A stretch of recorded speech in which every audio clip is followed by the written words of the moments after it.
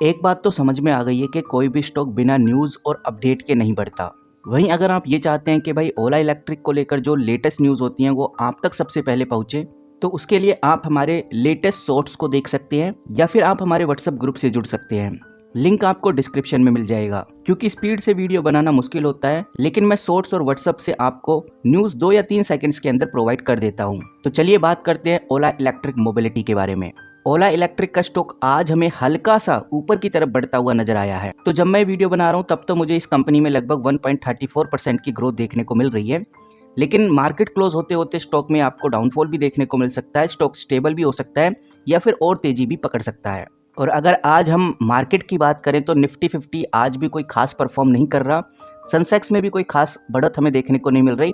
Nifty IT आज फिर से गिरता हुआ नजर आया है, लेकिन अगर आप बैंक निफ्टी देखेंगे तो आपको बढ़ता हुआ नजर आएगा और स्मॉल कैप्स देखेंगे तो इसमें आज हमें ग्रोथ देखने को मिलेगी। और स्मॉल कैप्स के अंदर ही ओला इलेक्ट्रिक आता है, तो हो सकता है कि उसका इम्पैक्ट आज कंपनी के स्टॉक प्राइस में पड़ा है। तो ये चीज़ हमें ध्यान में रखकर चलनी है। वहीं आपको बताना चाहूँगा, अगर इतनी सी ही बात होती इस कंपनी को लेकर तो मैं वीडियो नहीं बनाता, क्योंकि ये तो आपको ऑलरेडी पता है।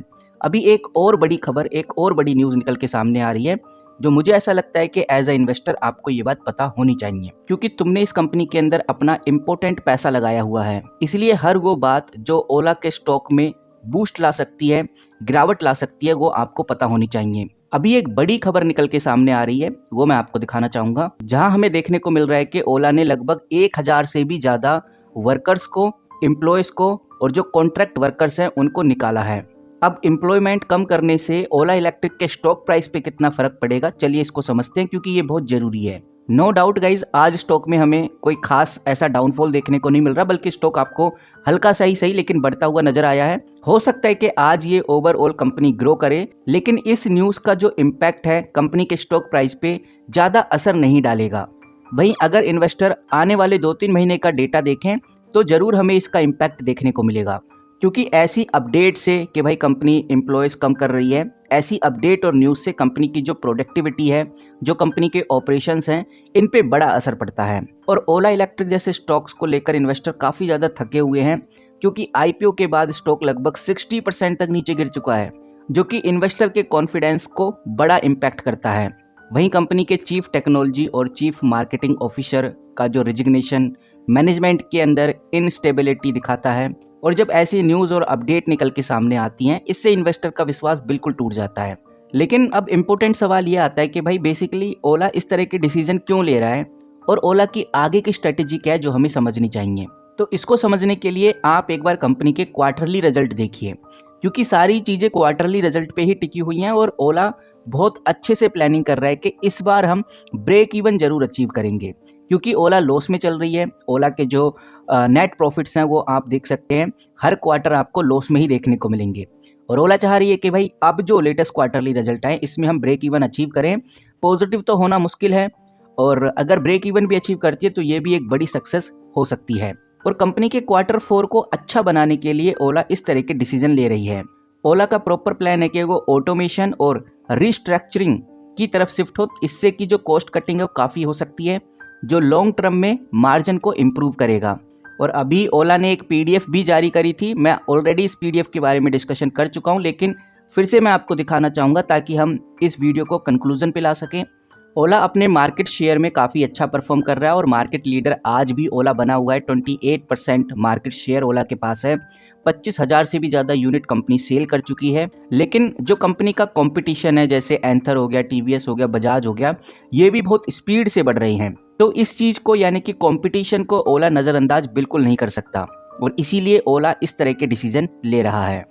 कहने का मतलब ये है कि भाई ओला पूरी कोशिश कर रहा है कि इस बार के जो क्वार्टरली रिजल्ट हैं वो कंपनी के पॉजिटिव आए, कंपनी ब्रेक इवन अचीव करे, और ऐसे डिसीजन हमें आए दिन देखने को मिल रही हैं। इससे पहले मैंने वेयर हाउस वाला भी अपडेट आपको दिया कि कंपनी ने अपने रीजनल वेयर हाउस है उनको क्लोज कर दिया है। जितना भी एक्स्ट्रा एक्सपेंस था उसको कंपनी ने कम किया है। और वहीं कंपनी अपने बैटरी सेगमेंट को भी बढ़ा रही है, जहां कंपनी यूरोपियन कंपनीज के साथ कोलैब भी कर सकती है। तो ऐसी अपडेट ओला को लेकर आ ही रही हैं, और ओवरऑल कह सकते हैं कि स्टॉक में आज हमें हल्की सी तेजी देखने को मिल रही है। ये तेजी जब तक है, जब तक मैं वीडियो शूट कर रहा हूँ, उसके बाद में भी हो सकता है कि भाई तेजी ये और ज़्यादा देखने को मिले, और हो सकता है कि स्टॉक फिर से स्टेबल होता हुआ आपको नजर आए। अगर हम ये देखें कि भाई ओला में अभी इन्वेस्टर और ट्रेडर्स क्या कर रहे हैं, कितनी बाइंग और सेलिंग चल रही है, उनके दिमाग में क्या चल रहा है दूसरे इन्वेस्टर ट्रेडर्स के। तो इसको समझने के लिए मैं आ चुका हूँ एनएससी की वेबसाइट पे। मैंने यहाँ पर ओला इलेक्ट्रिक का स्टॉक खोला हुआ है जो आप क्लियरली देख सकते हैं। यहाँ पर आप देखिए ये है ऑर्डर बुक, और ऑर्डर बुक से हमें काफ़ी कुछ आइडिया लग जाता है। जैसे आप नोटिस करेंगे तो जो सेल क्वांटिटी है लगभग 22 लाख के आसपास है, यानी कि 22 लाख स्टॉक्स को आज बेचा जा रहा है। इन्वेस्टर्स के जरिए ही बेचा जा रहा होगा, और ये वही इन्वेस्टर हैं जो ऑलरेडी ओला के अंदर इन्वेस्टेड थे, लेकिन अब उन्होंने मन बना लिया कि भाई ओला से तो बाहर निकलना है। हो सकता है कि वो प्रॉफिट बुक के चक्कर में निकल रहे हैं, और हो सकता है कि अब वो और लॉस नहीं झेल सकते।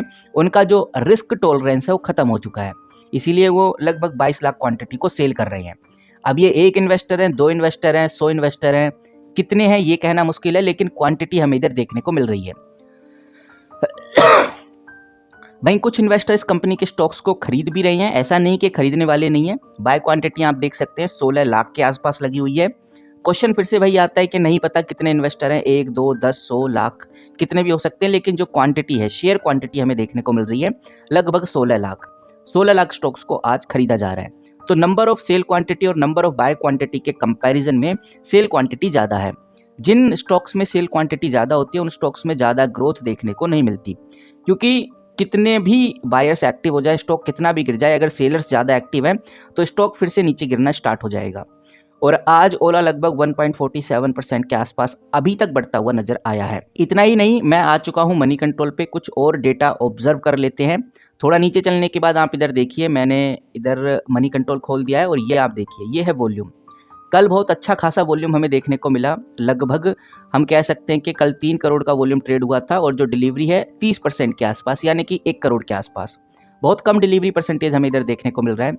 आज भी 1 करोड़ के आसपास का वॉल्यूम ट्रेड हो चुका है, यानी कि आज भी ओला अच्छे खासे वॉल्यूम से है, जो दिखाता है कि भाई इन्वेस्टर्स का इंटरेस्ट इस कंपनी में जगा हुआ है। इन्वेस्टर्स बाय भी कर रहे हैं, सेल भी कर रहे हैं, लेकिन ओवरऑल ये स्टॉक आज भी एक्टिव है, ऐसा हमें देखने को नजर आता है। तो अगर हम कंक्लूजन पे आए तो एक बात समझ में आ रही है, जितनी भी न्यूज़ और अपडेट को कलेक्ट किया जाए तो एक कंक्लूजन निकल के सामने आता है कि भाई ओला जो भी डिसीजन ले रहा है, मैनेजमेंट की तरफ से जो भी डिसीजन आ रहे हैं, ऑर्डर्स की तरफ से जो भी डिसीजंस आ रहे हैं, या इन्वेस्टर प्रेजेंटेशन में जो बताया जा रहा है, वो यही है कि भाई हम पूरी कोशिश कर रहे हैं इस बार जो हमारे लेटेस्ट क्वार्टरली रिजल्ट आएंगे उसमें हम ब्रेक इवन अचीव कर सके, अच्छा परफॉर्मेंस दिखा सके।